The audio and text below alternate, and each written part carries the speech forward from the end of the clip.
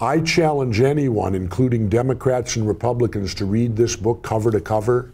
And if you still vote for them after reading this book, well, then you're the problem, not the solution.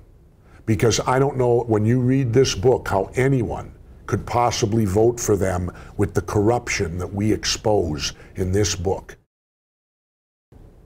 Here with Jesse Ventura with your new book, maybe the most creative title, The Democrips and Rebloodlicans. You're good at that. Rebloodlicans. And the key title's at the bottom, No More Gangs in Government. Gangs, you know of them. You were a member back in the day, right, of the Mongol Motorcycle Club. That's right. So when in my youth, I was third in command of the South Bay chapter of the Mongols Motorcycle Club.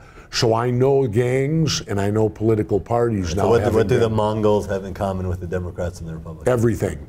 They're set up identical. When you're in a gang, loyalty is to the gang first. Second loyalty is to how the gang makes money. That's their loyalty. The party first, the party donors second. Where do we, the people, fit in? Third or fourth, maybe? This move to parties as gangs, is that a natural evolution of political parties? Is it just something that has happened? I think that they end up growing into a monster. I think if you read chapter 2, you'll find that I have 3 pretty good allies who oppose political parties. And that's George Washington, yep. Tom Jefferson, and John Adams. Pretty good allies who created this country, especially Washington. He had nothing good to say about political parties. Maybe initially they're like a good thing. People that with like-minded thinking band together, you know, much like a union, right, you know, to accomplish things. But I think they grow into the monster that they are today. And today there's only one recourse, in my opinion, to save the country, and that is to abolish the political parties. Right, because you're even talking about no third parties. I mean, you, of course, got elected as a Reform Party, third-party candidate, yep. And now you're saying that doesn't work either. No, and the reason why, any third party in which to compete is going to have to corrupt themselves. Mm-hmm. So you've already got a 2-headed monster. Why would you want a 3-headed one? Right. And the first step we could take, it's such a simple one, and it could be done at the local level with local ordinance. Remove their names from the ballot. Mm-hmm. Why do we have Democrat and Republican on the ballot? That's done for their purposes. Mm-hmm. Because then you as a voter, if you're conservative, you don't have to know the candidate. You look for that word Republican, and that's the one you hit. If you're liberal, you look for Democrat. If you remove those names, then it becomes inherent for the voter to educate themselves. What does John Smith stand for? Now, the parties could still exist. They could endorse the same way the teachers' union endorses, the firemen's union would endorse. You could still gain the endorsement of this political machinery. You could still caucus in a legislature with parties. Well, yeah, I guess. And that's another thing. Wouldn't that that's another simple thing. Seat everybody alphabetical.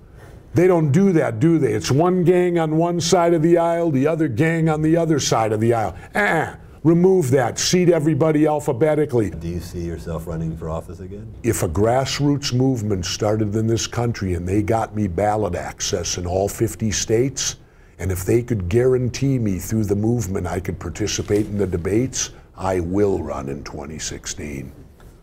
Is that a promise or a threat? It's both. But you never say you certainly could, because certainly things could happen in my life that could stop me from doing it. What if I became ill? What if I got cancer or something of that nature? But you have to have the debate access. I proved that in Minnesota. When they set these standards, like nationally now it's 15%, you gotta be polling, that's a bunch of garbage. Because at the primary in Minnesota, I was polling 10%.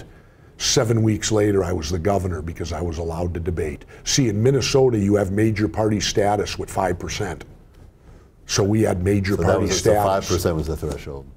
Well, and I proved you could win at 10% 7 weeks later. Well, I can see that's why they don't want, that's why what'll happen, they'll keep lifting the bar. If you qualify at 15, then they'll raise it to 18. Anything to keep you out. Now here's a point to you, and especially here at Forbes, which is a great private sector company. Why do we encourage competition in the private sector and yet we discourage it in the public sector? We haven't had a third candidate up there talking for president now in 20 years, since Ross Perot in 1992. That's 20 years ago. Get where I'm going? Why, you know, in the private sector, they tell you competition's good. Public sector, I guess it's bad, isn't it?